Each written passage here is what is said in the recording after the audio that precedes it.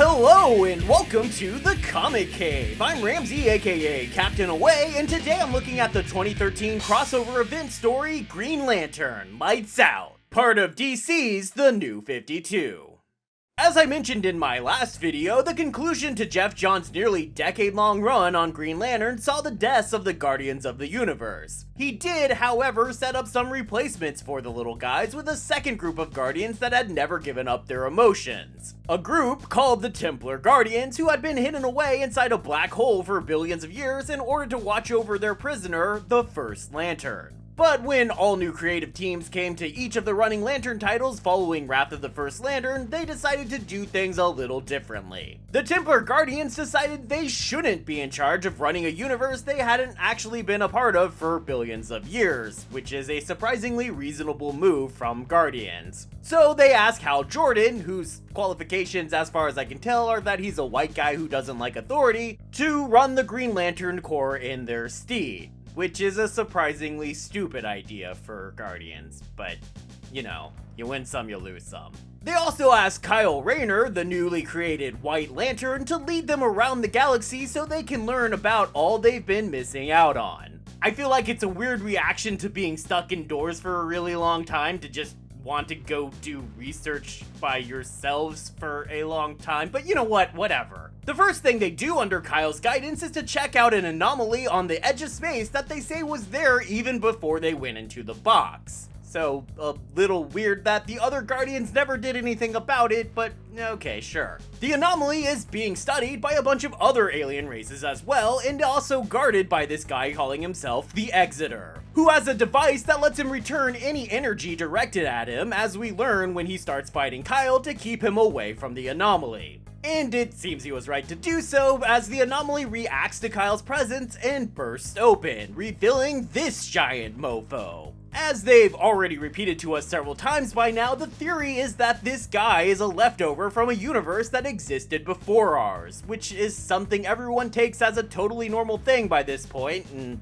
I guess, you know, fine. We've seen a lot of crazy shit by this point, like the dead coming back to life and literal embodiments of emotion, so, you know, why not? Anyway, now that this guy's in our universe, he begins trying to figure out what's going on, and he steals Exeter's technology to return energy back to its sender, and grabs up all the science spaceships in the area and rebuilds them into a giant ship of his own. Kyle tries to stop him since this will kill all the people on those ships, but he only ends up getting captured. The giant, who reveals his name is Relic, then creates a dream world inside Kyle's mind where he learns English and everything Kyle knows about the history of the universe and the various Lantern Corps. The Templar Guardians call in Carol Ferris because she has a connection to Kyle because, again, forced love story between them for whatever reason, in order to try and rescue Kyle from Relic. She succeeds, but then Relic just yeets on out of there for seemingly no reason. But Kyle knows the reason. Relic hates the Lanterns.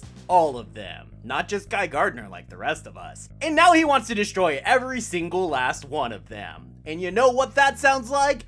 That sounds like a crossover. And yes, that's right, we're still in the introduction. Is it weird that I'm giving you so much info in the intro? Well, I'm doing it because these two issues that I've just covered that explain all this stuff about Relic aren't included in this collection for this crossover, which is effing weird. This seems like really important information to have so that you can know what's going on, and again, it's just 2 issues. Couldn't have just sprung for including them, DC? Yeah, cheapos. But anyway, now that you know all of that junk, you're ready to join me on this adventure, so let's crack this comic and take this away.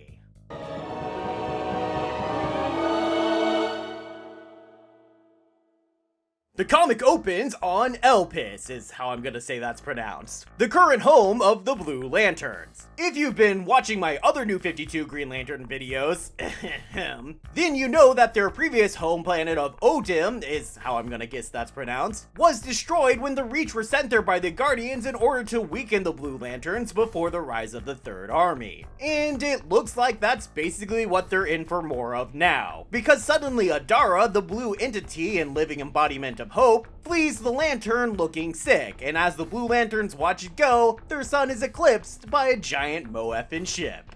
Relic's giant Moeffin ship, to be exact.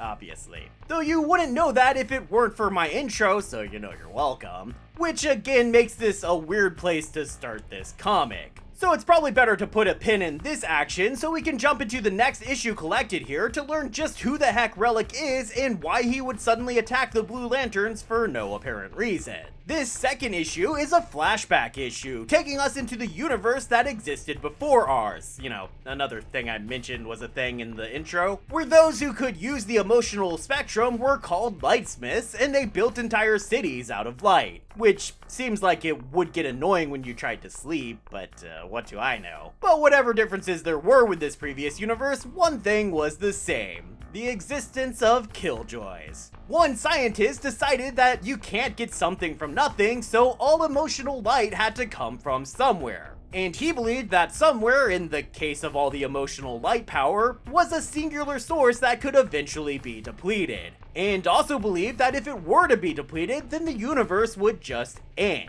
No one believed him, primarily because he had literally no evidence and was basing this idea entirely on assumptions. And they all assumed he just wanted to bring everybody down and return things to how they were before, so they took to calling him Relic. So Relic would go on a quest to find his proof, but after going from one end of the universe to another, he failed to actually find anything, and even he began to doubt his hypothesis. He could only assume that the source was beyond something called the Source Wall, a sort of unbreakable boundary at the edge of the universe. But anything that touches the Source Wall becomes a part of it, so he was unable to study it thoroughly enough to prove if it contained the reservoir of emotional light energy or not. But it seems Relic would be proven right in the end, which makes no sense whatsoever to me, but okay. And the light would start to run out in the power battery equivalents of the old universe. This would lead to that universe's own war of light, as they battled over the diminishing resource of light,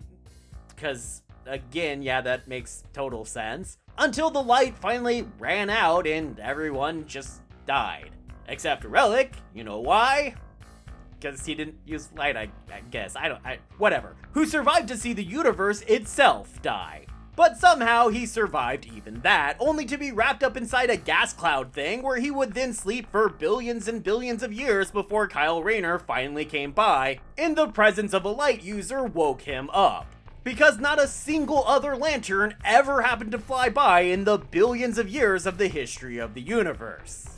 Obviously. And so now awake, Relic decides that he can't let what happened to his universe happen to this new universe. So he sets off immediately to stop the Blue Lanterns, mainly because that's the first color of lightsmiths who lost their glow in the old days. Though Kyle theorizes it's actually because their main purpose is supporting the Green Lanterns, as the Blues don't even really have offensive capabilities without Greens around. Which is something I hadn't really mentioned before because it hasn't really been particularly important, but also it was something I thought we were supposed to understand was built into the design of the Blue Rings by the Guardians Ganthet and Saeed, who had created the Blue Lantern Corps. But since Relic is aware of this weakness, I guess we're saying now that it's just a feature of the blue light itself? Sure, why not? Retcons happen all the time. Relic drains the blue light from the central blue battery and then blows up the planet, killing off the entire Blue Lantern Corps except for Saint Walker, who was knocked out during the battle and Kyle took him, Carol, and the newest version of the new Guardians back to Oa. On Oa, Kyle tries to warn Hal about what's coming, as Kyle now knows Relic's story due to one of the Guardians having attempted to read Relic's mind, and then that Guardian shared that information with Kyle. But when Relic shows up with a million tiny little Spider-Bot replicators that are designed to drain power from both rings and batteries, including the central battery, Hal decides to ignore Kyle's information, something Kyle's gonna get pretty used to in this crossover, and simply attacks Relic. Which is bad news for Hal because Relic's already mastered Exeter's energy diverting technology and sends the green energy straight back to Hal. Proving himself completely unstoppable, Relic successfully drains all the batteries on Oa and destroys the main battery. Which is extra bad news for even more reasons than you might guess, because apparently the main battery was tied directly to the core of Oa, so when it exploded, it means the rest of Oa is also going to explode. Which seems like an incredibly stupid design. Why would they make it that way in the first place? Everyone just wants to have their own Death Star exhaust port, am I right? But Relic doesn't just leave, as he's still trying to drain the rings of all the greens. So Jon Stewart takes some of the recruits to distract Relic by very excessively using their green light by making giant green mechs so they can have a big kaiju fight over Oa. And like I said in Far Sector, I'm pretty sure you're not a real Green Lantern until you've used your constructs to have a giant mech fight. Once he's distracted, one of the recruits sacrifices himself to try and trap Relic on the exploding world while everyone else escapes. He's successful, but it doesn't seem to really matter because Relic is just fine afterwards and continues on his way. Without a main base, Hal is ready to just lead a suicide strike on Relic, but the others talk him down from his ledge and instead they head to Eastmall, believing that since the Red's power comes from both science and magic, then it might have a better chance of working on Relic, who I guess is supposed to be a scientist, but like, come on. And even if we accept that, I'm still not really following that logic, since Relic shields just send energy back regardless of what it is, so really, this just sounds more like an excuse to get every title involved in the crossover, but whatever. The Reds aren't exactly friendly with the Greens though, which you'd probably be forgiven for having forgotten that by this point. So initially the two groups fight, especially since even Guy, as Hal's supposed mole in the group, is pretty ticked at them. That's because after he let his rage get the better of him and he killed that space pirate guy, as we saw in my Red Lanterns review, he had actually tried calling Hal to get him to pull him out of the Reds. But since the Blue Lanterns had just been attacked and St. Walker is still unconscious apparently, Hal denied Guy's request due to being unable to do anything about it. Because, I'm not sure I've mentioned this, but it takes a Blue Lantern to restart a Red's heart so they can actually drop their ring without dying, so there you go. Info. Despite all that, the Reds agree to help in exchange for their own space sector to patrol, but I guess Hal only had half a plan because he didn't actually know where to go from here. That's okay though, because Kyle is with Relic and Carol can track Kyle because she's connected to him through her sapphire ring. Because, again, getting Kyle and Carol together seemed to be largely the point of the new Guardian series by this point. Do remember, though, that just a few issues before this, Carol had broken up with Hal, and this moment right here is where Hal learns about Carol's love connection with Kyle. Awkward. Kyle is hanging out with Relic because after he learned via Guardian all about what Relic went through in his past universe, he's decided that Relic is actually right, and the emotional light is a limited resource. And even worse than that, our current universe's supply of light is nearing depletion. And it's not just Kyle who is convinced of this problem. The various emotional entities, like Adara who we saw earlier, along with Green Ion, Sapphire Predator, Orange Ophidian, Indigo Proselyte, and the Entity for White, along with the rest of the Legends of the Hidden Temple teams, the Red Jaguars, Purple Parrots, Silver Snakes, Blue Barracudas, Green Monkeys, and the Orange Iguanas, are all also concerned about the diminishing resources of light. So they go to Kyle and all possess him at once so they can have a human host while they attempt to deal with this new problem. The entities want to all be together, but even they can't figure out where Parallax, the yellow entity, is, since Sinestro still possesses it and I guess theoretically has vanished out of the known universe. Although if my timeline isn't way off, then just about this time he should be appearing on Earth to join Lex Luthor's legion of semi-good guys for Forever Evil. But that's a significantly better crossover, so it's probably good we don't interrupt that one with this one.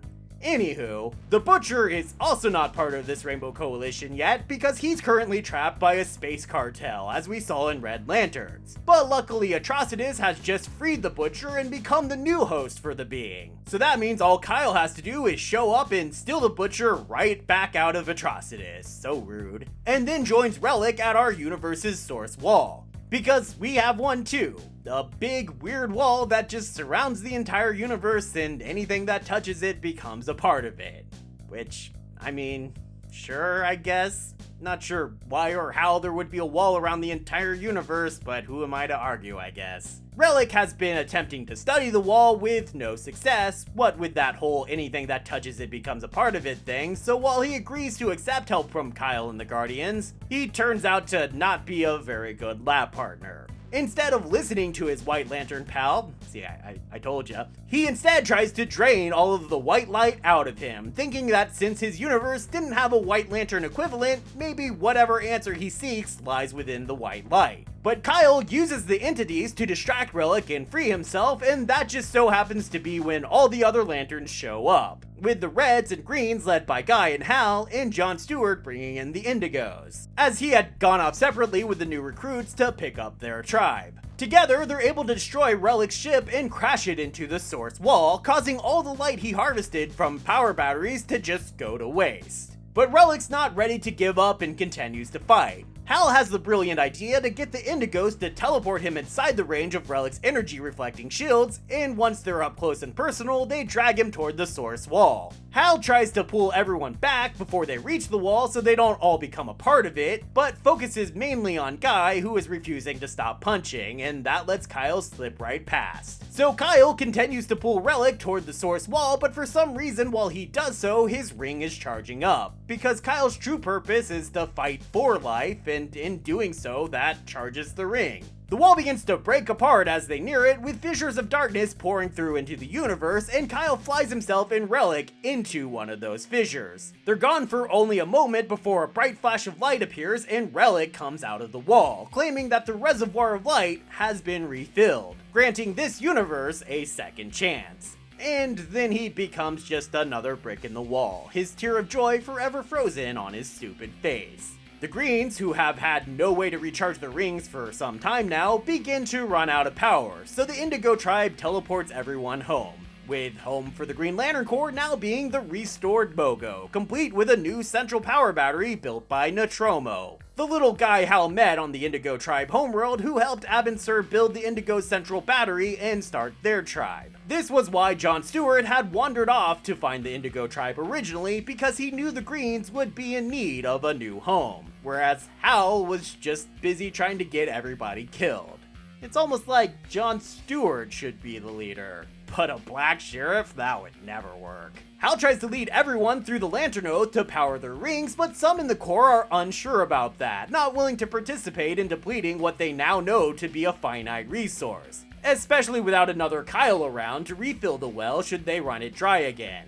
You might think that this would then be a big conflict that everyone has to deal with for the rest of the New 52 Green Lantern series, but it's really not. The Templar Guardians alone stayed behind at the wall in the hopes of continuing to study it. But then Kyle Rayner pops out of the wall for no apparent reason and confirms for us that the reservoir has been refilled, though the emotional entities sacrificed themselves to do it. That same Guardian who had read Relic's mind earlier reads Kyle's mind now, and realizes that Kyle has learned some horrible secret and they must continue to keep that secret, and thus keep Kyle's continued existence a secret as well. But since I've already covered the individual series, I'll go ahead and reveal that secret. What Kyle saw beyond the source wall was the source code of the universe, something called the life equation. This is an old idea that has been around DC Comics for a long time, or really the anti-life equation has been, which is supposedly some weapon that would ensure total dominance for ultimate bad guy, Darkseid. The life equation is then the counterbalance to that, and since that equation is now floating around in Kyle's head, he has become the most dangerous weapon in the universe. And that's especially important because him traveling beyond the source wall will alert a group called the New Gods to his existence, and they will begin hunting for him in the life equation in our next crossover, Godhead, which I'll look at next week, so for now, let's get to the breakdown.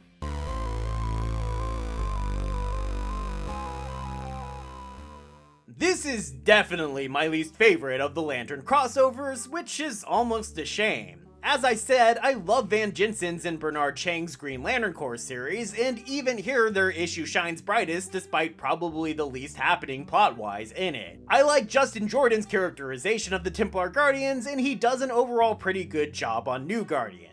And Robert Venditti definitely stumbles a bit in these earlier Green Lantern issues, but he eventually gets the swing of things. But it probably doesn't help that this crossover happens only 4 issues in for most of these titles, and only 2 issues in for New Guardians. That means it's only 4 issues after the last major crossover ended, which itself immediately followed another major crossover event. That's 3 crossovers of all Lantern titles in a single year time span. That's way too many crossovers in that period. Maybe you could have stepped back and let things breathe for a minute, huh, DC? It also probably doesn't help that the Red Lanterns feel so forced in here for no reason other than to get all the titles involved. They weren't even attacked. They literally had to come up with some BS explanation for why they would get involved. Even the characters were like, yeah, we're not buying this. And it also probably doesn't help that this entire concept makes no sense whatsoever. How in the hell is light a finite resource that we can use up? Or that comes from behind an impenetrable source wall?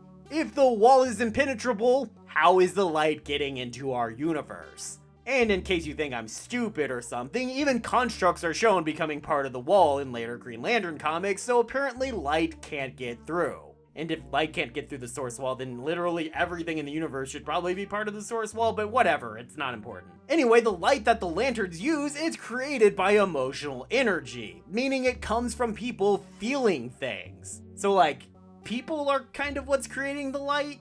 And that being the case, wouldn't people just feeling emotion be enough to use up all of the emotional energy? Which seems like then just the more people there are in the universe, the faster it's going to be used up regardless of lanterns or lightsmiths being around. And I get that this could be all primarily intended as sort of a metaphor for climate change, but if it is, man, it's a really bad metaphor. Relic never actually knew if this was really happening. When people didn't believe him, that made perfect sense. He didn't even know for certain after his own universe ended. He was only actually sure of his hypothesis after being pulled into the source wall with Raynor. So first of all, that's bad science, and second, that's not the case with climate change. We know that's real. We have literal decades of proof. The only people doubting it are politicians who undoubtedly have been paid to doubt it, and the people who have chosen to believe those politicians for whatever reason instead of the literal decades of proof. And even if we ignore all that, what's the point of it being a metaphor? Is it to make Relic seem kind of sympathetic? Like he's a villain who is still, you know, a villain, but he's actually trying to do good, so how can you really hate him? But with such an illogical argument as his foundation, that reasoning has absolutely failed. Instead, he just seems like an angry idiot who happened to be proven right, accidentally, in the end, even if it makes no sense that he could be right in the first place. And all of that just combines into one big frustrating experience that you almost want to like, but kinda can't help feel like it's trying to hurt you. Kinda like Relic himself. And that's why I'm giving this series a recommendation level of low. This is a very important crossover to read to understand this entire post-Jeff Johns period of the Lantern books, and it is the shortest of the Lantern crossovers, but I still can't help but feel like this is the one to skip if you skip only one of them. The collected editions get 1. Restored Mogo, which is a good thing. Mostly. I was originally going to give them a blue ring to stay consistent with my other Lantern covers, but they blew them all up. It is the shortest of the crossovers, but it's still 6 regular issues plus 1 supersized annual, so you're still getting a pretty good page count. Plus it comes with a bunch of bonus material in the form of behind the scenes sketchwork and concept art. Like apparently at one point Relic was gonna be a centaur type thing? That's weird. It does fail to include those 2 very important introductory issues, and I definitely have to count points against it for that. But overall, while I may not love the story, it is a bit hard to fault the collection.